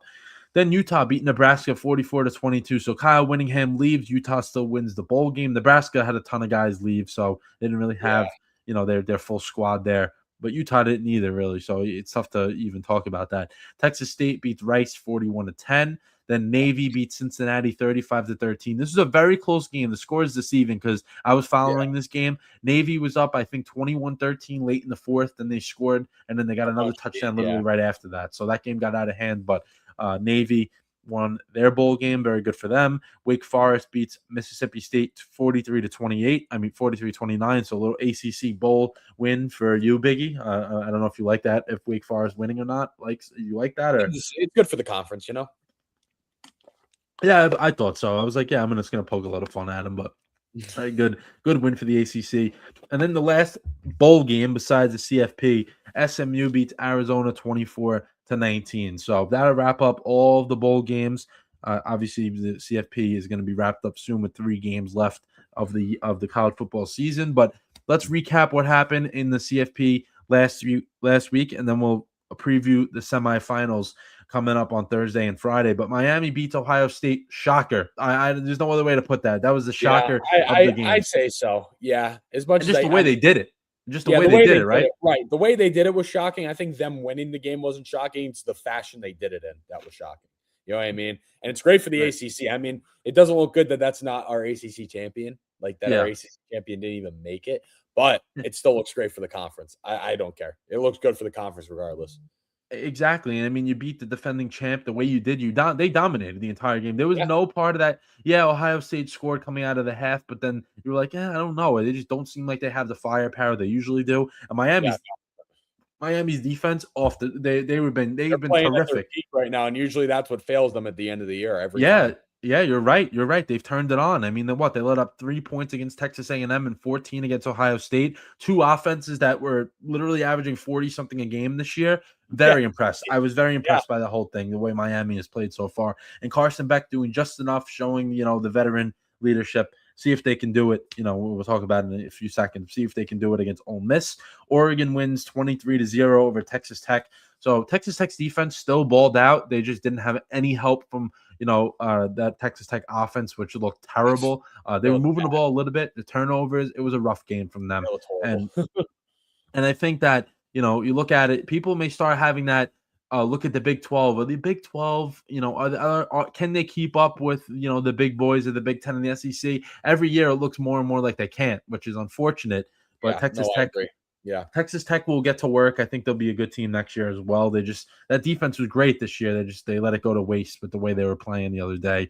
Indiana dominated Alabama 38-3. Fernando Mendoza, your All guy. gas, no brakes, baby. That's what Oh it yeah, is. they look great. Bama, they beat Oklahoma, but this is all along. I think majority, I would say, were like, yeah, Alabama. I don't know if they should make it. They're on the fence, whatever the case may be. They won the first game. I think that was more so of them being familiar with Oklahoma. I think everyone kind of knew that they didn't really weren't going to beat Indiana. I don't think that anyone thought it would be like this bad the way they Well, yeah, 'cause lost to them. they But still don't believe in Indiana. They still don't. I hope they do now, but they didn't at the beginning. yeah, they definitely. I feel like, I mean, if you don't believe in them now, then you gotta wake You up don't know ball. because they wasn't just because they were scoring points. Their defense looked great. Mendoza spreading it around to everybody. They have a run game. Like they put everyone on notice that they're a complete team. It's not just because they have the top pick in the draft coming up. They have other players on that team as well. And then the best game out of the four, Ole Miss beats Georgia 39-34. Oh man, College football playoff masterclass. I it love was. It was, We're man. watching it on my stream. I streamed that night. We were watching the second half.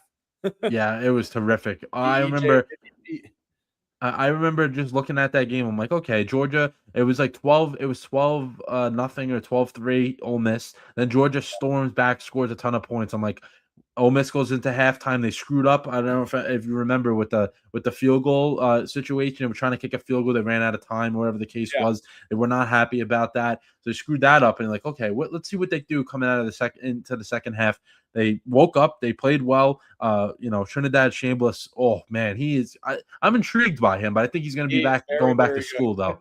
Yeah, he's very athletic. I mean, those plays he was making, like, yeah, you love to see your quarterback throw a ball 100 yards down the field. You love that. But the fact that he was getting out of sacks, I mean, that's a Georgia defense that doesn't matter who's on their team. Every year, they're usually, one of the better defenses in the country. Yeah, and they played outstanding. And for Ole Miss winning two CFP games after your coach leaves literally 2 days or a few days before you play your first CFP game. Yeah, opts not to coach it.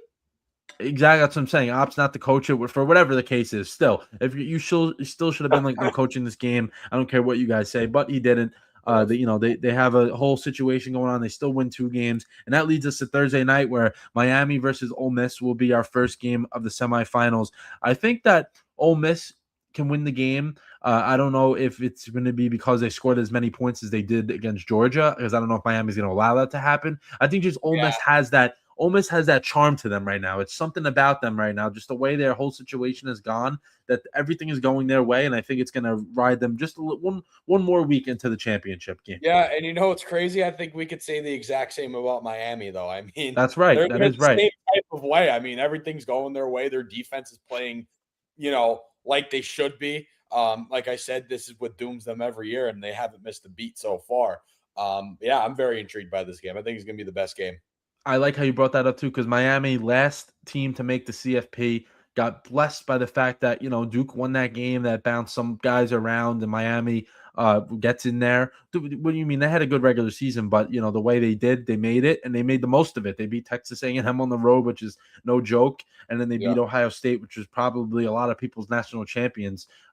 Coming into this, and they beat two really good teams so far. See if they can do it again on Thursday, and then Friday night we got a rematch of a game we already saw. Indiana won this game already, but it does not matter because both of these teams are so Doesn't good. mean a thing. Yeah, it doesn't mean a thing just in terms of how good these teams are. I think these two teams are the best two left out of the four, but it may not be the best game. It may not be the best game just because Miami and Ole Miss have so much, they're so hot right now. I'm not saying Oregon and Indiana aren't, but they've already seen each other. So it may be a little, and they're both very similar where they just, they can dominate. One can dominate each other. I mean, like one team's going to dominate the other. Exactly. I mean? And if you're so powerful, both so good. And it's like one of those teams is just going to break free and run with it. Which is going to be Indiana. That's what they do. That's just what they do. Yeah, and Indiana already won, so see if they can beat them. Oregon twice, which is going to be fun, but a really good matchup. I'm looking forward to it, and especially anyone watching that's invested in a potential quarterback coming to your team, probably going to be the top two picks in the draft coming up, going up against each other.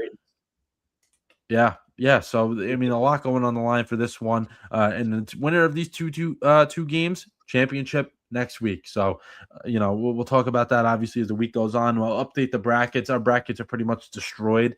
I don't even want to look at them. It's going to be a lot of yellow X's on those coming into this week. I'll tell you that. But Biggie, any we won't count this toward the standings, but what do you think? Who do you think is going to win these two games before we move on to how you're doing? Just because at this point, our brackets are destroyed, so it does not matter anymore.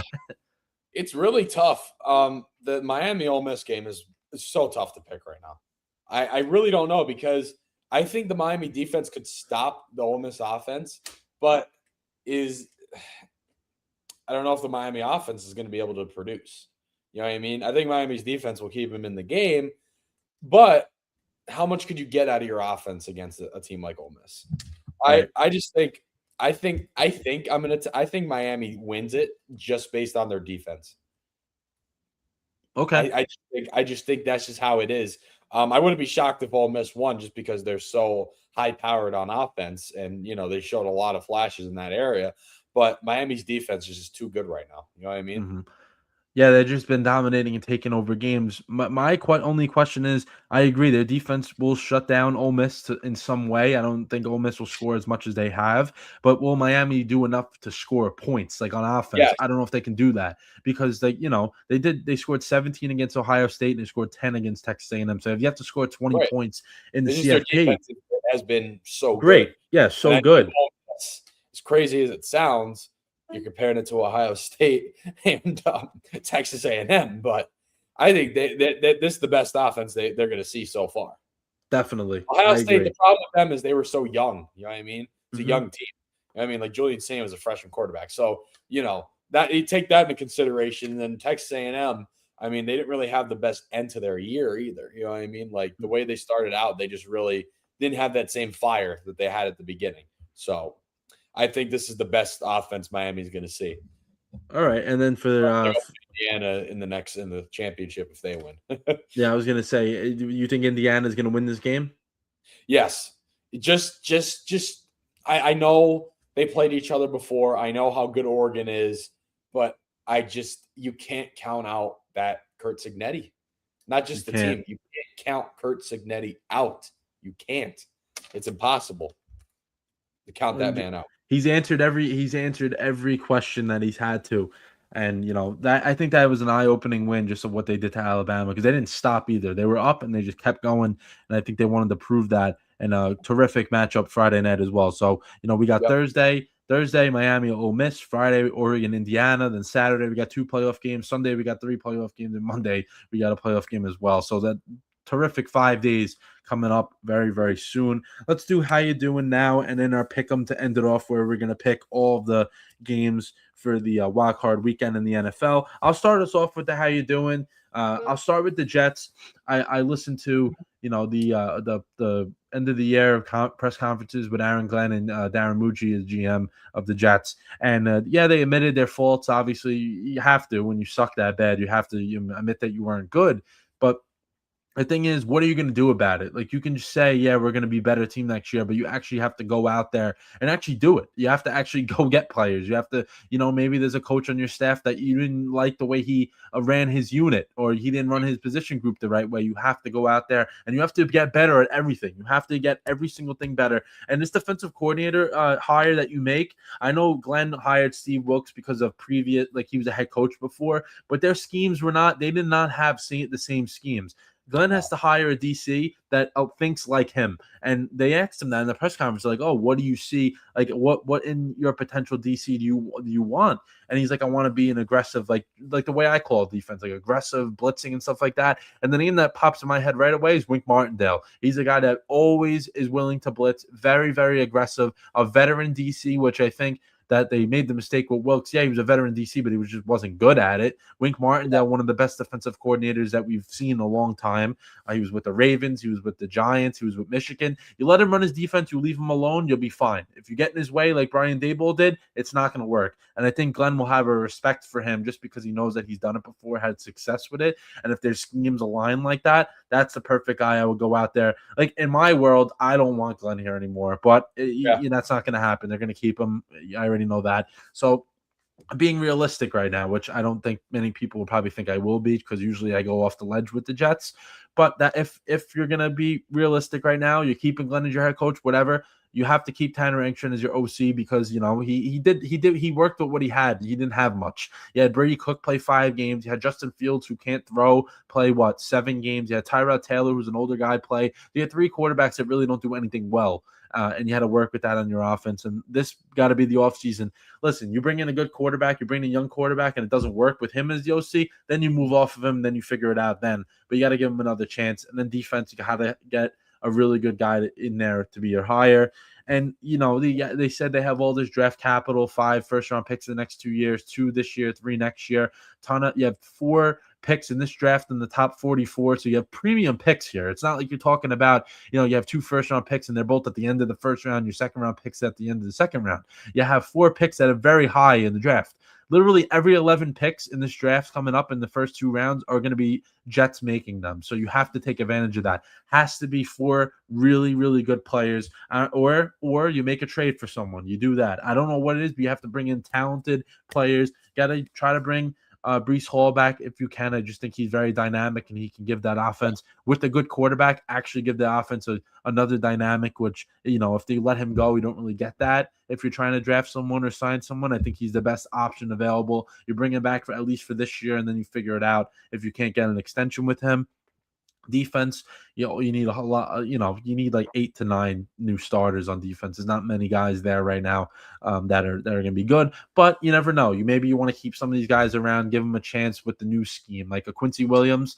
Maybe you bring him in with a defense that's very aggressive and he plays better. I mean, Robert Saleh's defense was very aggressive and he played well under that. He did not play well this year, so maybe you're like, you know what? We'll give him a chance with a new scheme and we'll go from there. There's a few guys like that. I think that maybe they'll get the benefit of the doubt and they'll keep them around. But the defense needs an overhaul. But to me, I would use the draft picks on offense and you use the free agency money on defense.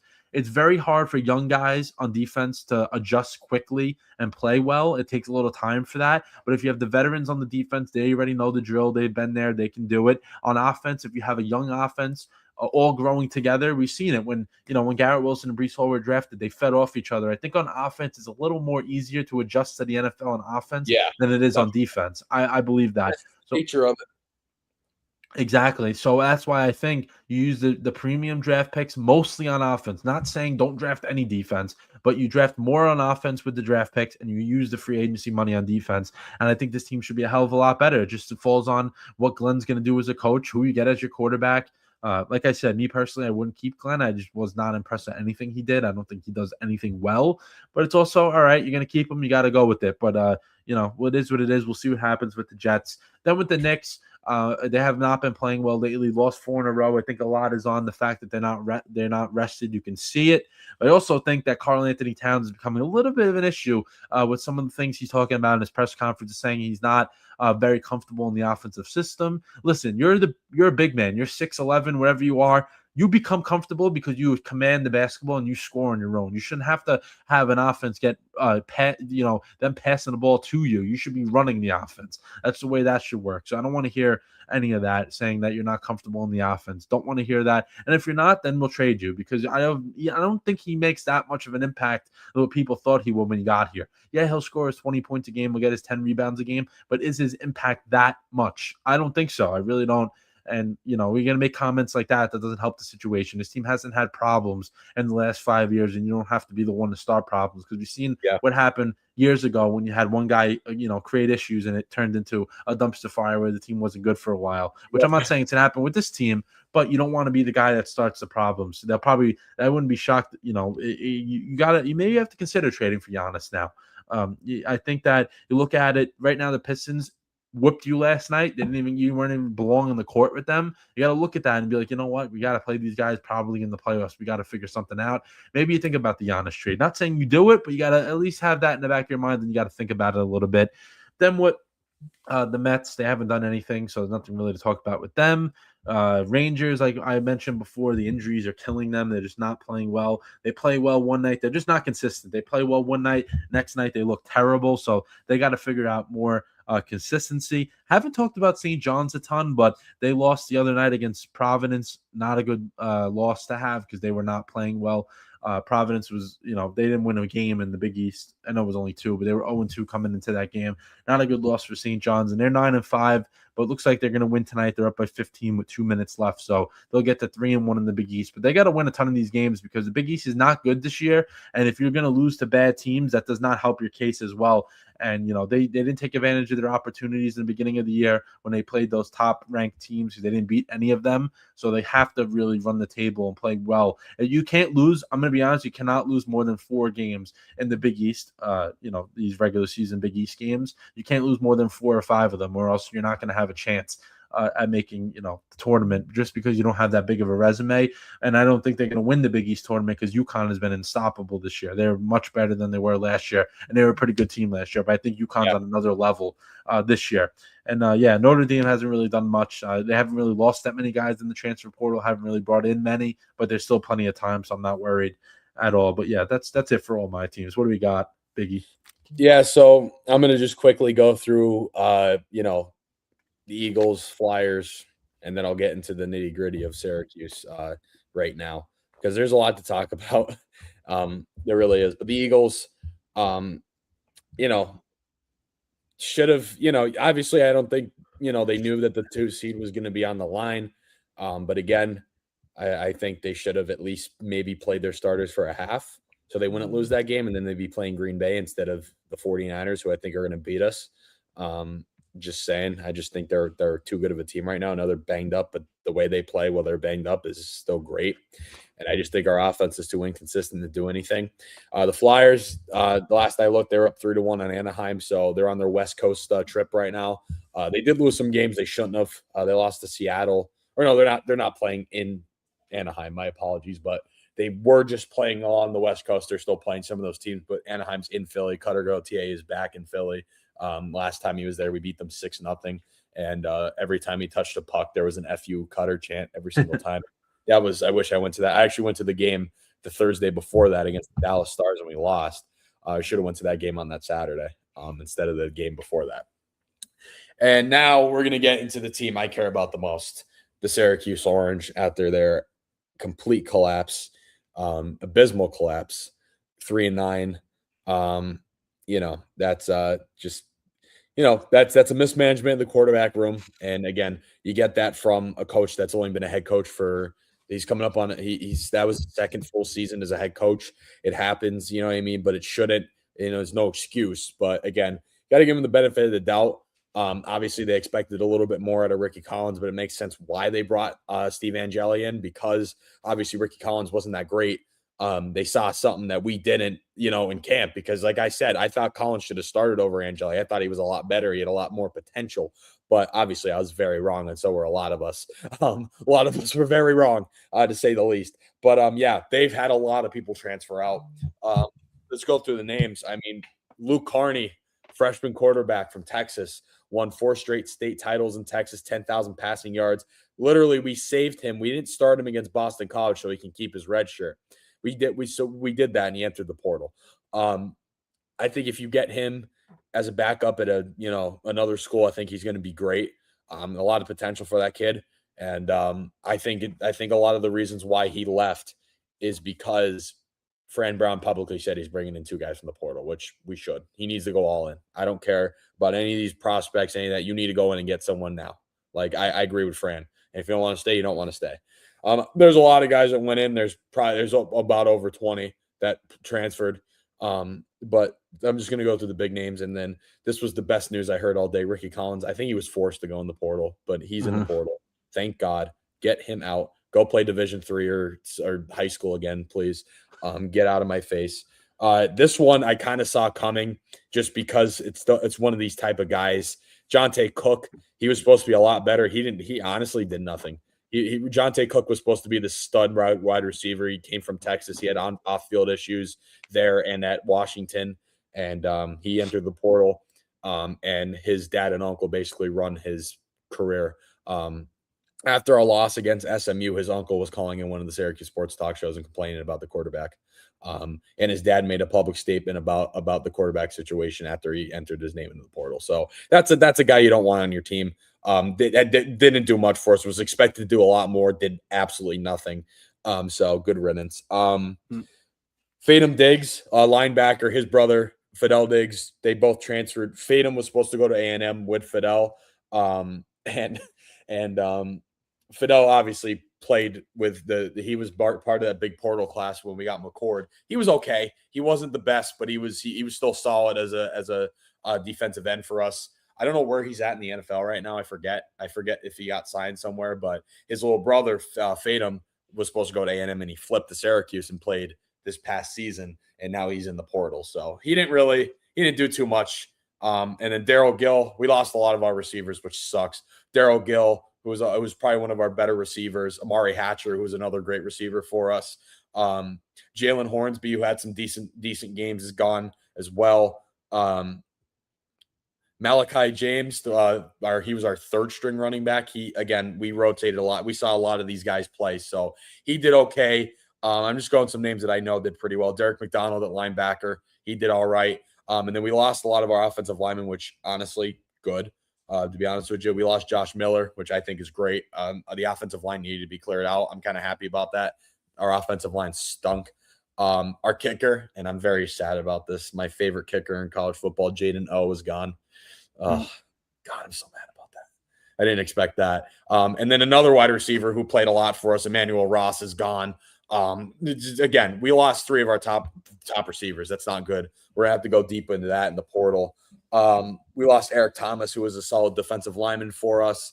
We also lost our starting running back, Yasin Willis, and our 2nd string running back, who actually played a lot in the second half of the year because Willis was hurt. It was actually our OC's son, Will Nixon. I'm going to go into detail why this happened. So Nixon declared for the draft, so we don't have him either. We lost all 3 of our running backs, 4 of our top receivers, and 3 quarterbacks too. We also lost Jakari Williams, who was hurt a little bit. He played a little bit against Boston College, but he was hurt throughout the year. I think that's why Filardi played a lot more, because we didn't have Jakari Williams. Jakari Williams would have definitely played over Filardi. He probably would have played over him and Luke Carney, but he's gone again. So him and Carney leaving, that makes sense. Ricky Collins, I think, was forced out of there. He knew the writing was on the wall from the first game he started. And then so Yasin Willis left, which sucks. Nixon declared for the draft. But we did get 2 transfers so far. Isn't that great? We lose all these guys and we only have 2 guys commit so far, but it's still early. It's still very early. Yeah, but very early. Huge. We got the LSU running back, Jawan Johnson. The running back from LSU had a pretty solid year. He's officially committed to Syracuse. He's probably going to take over that running back 1 role. And literally an hour after he committed, Nixon put his name into the draft. So That makes sense. And then we also got a tight end, which is going to be great because Dan Villari graduated. He was our kind of like Swiss Army knife kind of player. He played quarterback. He came in as a quarterback transfer from Michigan back in 2021, I want to say. And he was like our emergency quarterback. He played quarterback quite a bit for us when before Kyle McCord, there was this guy named Garrett Schrader. He was very, very good. He was one of those college only guys, you know what I mean? Like he wasn't going to pan out in the NFL at all, but Yeah. he was just fun to watch. He would take on hits like it was nothing. He had legs like nobody I've ever seen. A little over exaggerate, but you know what I mean. He was fun to watch. He was a fun quarterback. You know what I mean. Right. He was injury prone though, and Dan Villari had to step in a few times. Yeah, he was wearing number 88 playing quarterback. So, but he did come in as a quarterback. He was a quarterback transfer, but he was like kind of our Swiss Army knife. He did a lot for us. He played quarterback, tight end, obviously. So we got a tight end transfer from South Carolina, Michael Smith. He was a 4-star coming out of high school, 3-star transfer. So two guys that I think can make an impact. Juwan Johnson was actually really good for LSU this year. That's an SEC running back right there. And again, you lose your main running back. There you go. You got him there. And then obviously you graduate your tight end and Villari. There you go, Michael Smith. So I'm sure there'll be more to come. We're gonna probably get a quarterback within the next week or so. Not a starting quarterback, but someone that is starter level, but will sit behind Angeli, which is a tough sell. The Kennesaw State quarterback is actually the top guy that we're looking at right now. The quarterback from Kennesaw State, and they had a pretty good season besides their bowl game. So they had a really good year. So we'll see how that works out. All right. Yeah, I was gonna say anything else. Any other teams you want to? No. Else. Okay. All right. Let's do our pick'em now. Standings. I'm at 23-16, and Biggie's at 13-23. So it's growing a little more every single week, but we'll see because now we're gonna pick more games. When the CFP's over, that'll be 3 games on the standings. So we got a lot coming up. But for this week, we're gonna do all 5 of the wild card games. I mean 6. I'm sorry. Yeah, 6 wild card games. We'll start with Saturday. We'll do this. We'll do the first game, then we'll both give our picks, and then we'll just switch like that. So Rams versus Panthers. So who do we got for the Rams versus Panthers coming up Saturday afternoon? I'm going to take the Rams. I just think, obviously the Panthers beat them, like you said, like a couple weeks ago. I just think the Rams are a better team. That's just the nature of it, So I'm going to take the Rams. I agree. I don't see them losing to the Panthers twice, especially, the way they lost to them last time. They started out winning in that game, then they let that lead get away, and they lost to Carolina. Devontae Adams should be back. And, the Rams win this game, they're probably going to be going to Seattle. So based off of, who wins the other game, Seattle or, Philly or Chicago, one of those teams, they'll be going there to play next week. And I think that they'll be locked in, ready to go. And McVay never really has multiple slip ups. So you usually, one may happen, but usually locks it down. Then Saturday night, we got the Packers versus the Bears. Probably I would say this is a toss up game. Just in terms of all the games as a whole, but this is the closest one. Biggie, who do we got for the Packers versus the Bears? Kind of crazy, but I'm going to go the Bears. Bears are at home. Packers defensively, obviously, with some holes. But I wouldn't be surprised if it goes in the Packers' favor. But I think the Bears are in a better position right now than they would have been playing the 49ers. Okay, so I'm gonna go a little different with this one. I'm gonna take the Packers. Just because this is game 3, yeah, both teams have won, one game apiece. I just think in this one, playoff experience is going to take over just a little bit. So that's why I'm going with the Packers to win this one. Very close game. I think it's going to come down to a game-winning kick. Something's going to happen, just like the last game they played where the Bears won. And, like I talked about before, you can't start out slow in the postseason. And the Packers have been there. They've done it. They went on the road. They've won games. They've been there before. But I agree, very, very close game. I'm just going to take the Packers. Then Sunday, first game, we got the Bills versus Jaguars, as my headphones are falling out of my ears. I don't like these things at all. But the Bills versus the Jags, who do we got for that one? I hate to say it. I'm taking the Bills just based off experience. That's the only reason I take them, to be honest with you. But I wouldn't be surprised. This is another one that's a coin flipper for me. I wouldn't be surprised if the Jags pull this off. It'd be huge. I think the Bills are they're just more experienced, and this is their best opportunity to win a Super Bowl. I agree. I'm going to go with the Bills as well. And I also think that, I'm going to be a little selfish here, but I don't want to see the Bills fire Sean McDermott and hire John Harbaugh. I don't want to see that. So I want the Bills to I want the Bills to win this week, and I think they will anyway. I think that this might be the postseason where Josh Allen just goes crazy and puts his team on his back for 3 straight road games and gets them all the way to the Super Bowl. I wouldn't be shocked by that, just based off of that, like you said, they've been in the postseason every year. When is it finally going to happen for them? And the one guy they can't beat isn't there. The one guy they can't beat is not there this year, and I think that's going to be the big difference that they can do it. Next game, we have the Eagles versus the 49ers. Biggie, who do we got for this one? I got the 49ers. Eagles offense is way too inconsistent. Secondary is obviously not very good. I think the 49ers and Kyle Shanahan will find ways to pick apart our secondary, and we're not going to be able to put enough points up to win. That's just that's the fine line of it. I mean, like, obviously we're not a bad team, but when you have an offense that can't score like at all, any given freaking night, and you have an offensive coordinator I should say you have a secondary like the Eagles do, and you have an offensive coordinator like Kyle Shanahan, he's going to pick that secondary apart. McCaffrey's going to find every way possible to get open or break through holes, and they're going to put up points. We're not going to be able to. We're not going to be able to put up points. I know they're depleted. I know price sounds crazy, but we're not going to be able to put up points. That's the fine line of it right there. I'm going to go with the Eagles, but I do think there's a very, very good chance of them losing. I just don't see it happening in the opening round. But Jalen Hurts is going to have to make plays because this is a defense. He should be able to make plays against this defense. I should put it that way because the 49ers have the least amount of sacks in the league. They have like 20 sacks the entire season. Myles Garrett had more sacks than their whole team. They have not gotten any pressure, and Jalen Hurts is going to have to throw the football, and he should be able to. If he can't, they don't win. Hasn't but been I able actually to greatly this year, though. That's the only issue. That's what I'm saying. I know he hasn't been able to, but I think he'll do it this week. I think they'll win this week.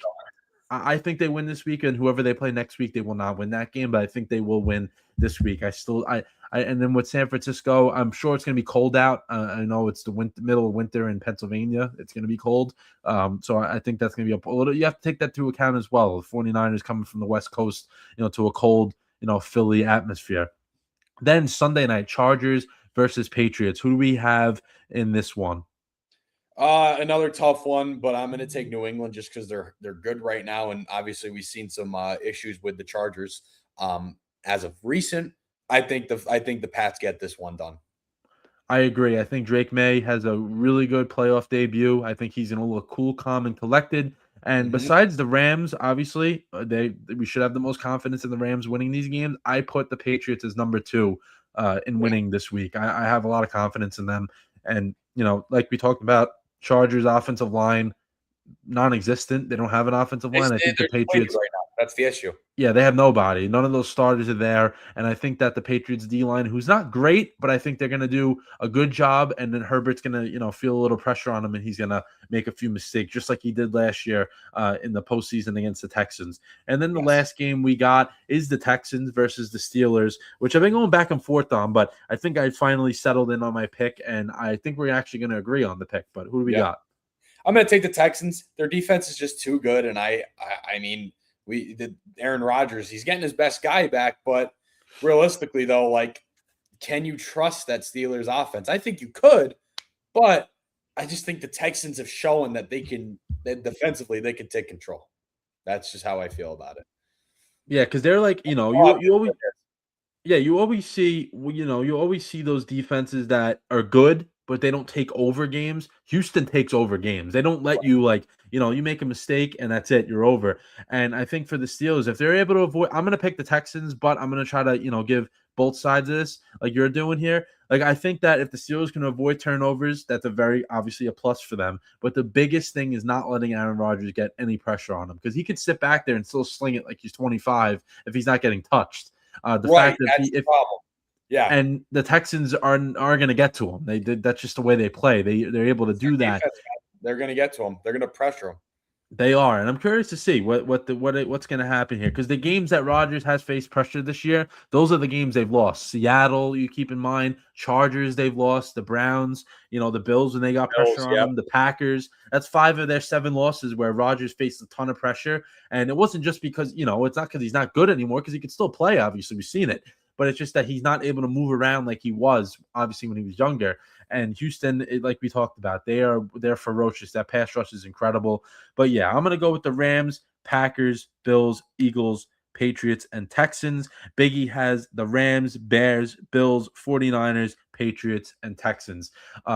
That's going to do it pretty much for episode 89. But Biggie, any final thoughts? I know you wanted to talk about something before we Yes. signed So off here. we are bringing you a grand return of my probably most consistently ran original show over at TJ Productions, NFL Playoff Pick'em. I've been hosting it since the 2022-23 playoffs. We're in season 4 now. It's me, EJ, and a bunch of other guys. JD will be on the Pick'em panel this year, along with the new faces as well. And he'll be joining in on the episodes too. So that's huge. It's just been me and EJ for the last 3 seasons. So we're going to have some new faces talking with us actually on screen, which is going to be fun. So, yeah, first episode premieres this Friday at 8 p.m. Eastern time.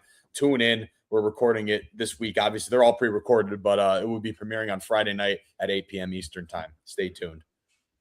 Good. I'm looking forward to it. I can't wait to be a part of it. I like, I'll talk about sports, even to anything. If the wall can answer me, I would talk sports to the wall. So, you presented me with the opportunity to do that, and of course, I would jump all over it. I'm very, very excited to do that.